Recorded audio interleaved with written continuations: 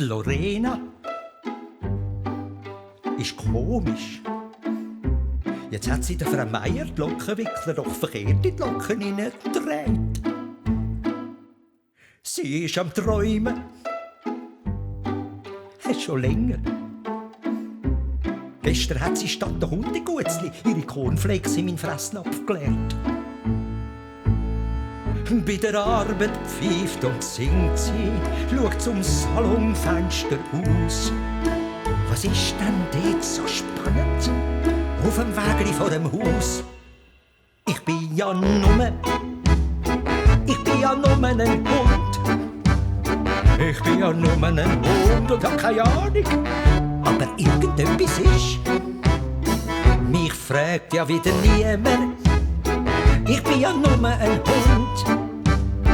Ich bin ja nur ein Hund. Aber ich sag's euch, irgendetwas ist da los. Irgendetwas ist im Busch.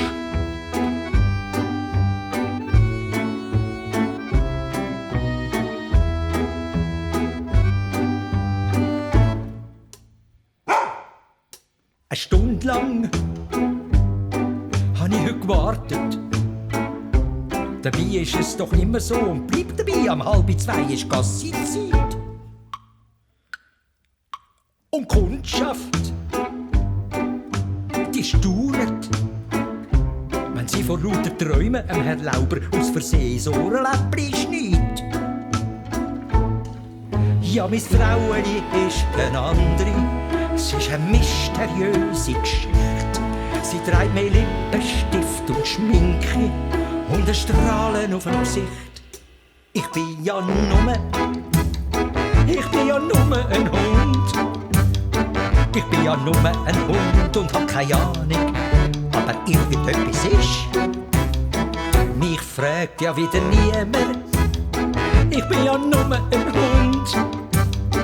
Ich bin ja nur ein Hund, aber ich sag's euch, irgendetwas ist da los. Irgendetwas ist da faul. Einfach irgendetwas. Ich weiss nicht genau, was es ist, aber irgendetwas ist im Busch.